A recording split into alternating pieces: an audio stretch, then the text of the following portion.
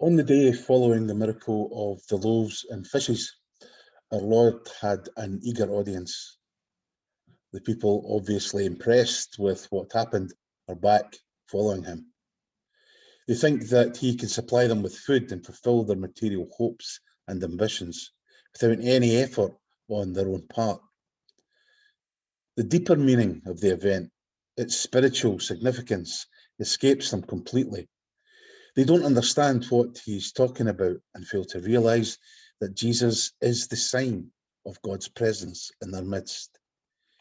Jesus reprimands them, saying, "You're not looking for me because you have seen the signs, but because you have had all the bread you wanted to eat."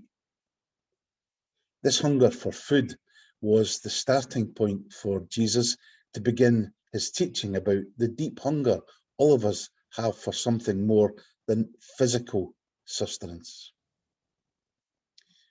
We're all living in a world desperately wondering what has gone wrong with its dreams. All around us, there is a preoccupation with hunger for material goods. The media assure us that the longings of the heart can be satisfied by the artificial securities and delights of the consumer society. Satisfaction is short-lived, however. New needs are created, as well as old ones are accomplished. Emptiness sets in, and the search for happiness begins all over again.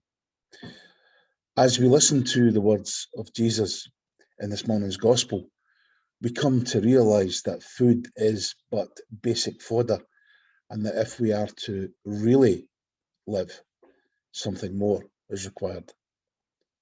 There's another kind of nourishment needed by the human heart, because there are other hungers that we need to satisfy. Deep down within each of us, there's a hunger to love and be loved, to be listened to and to be appreciated, and above all, to know that there is a meaning and an eternal value in our lives and to our lives. There are the hungers of the heart and the yearnings of the spirit, of which Jesus wants us to be conscious and which he alone can satisfy. At this depth is our hunger for God. You and I are in the story as it touches our personal lives.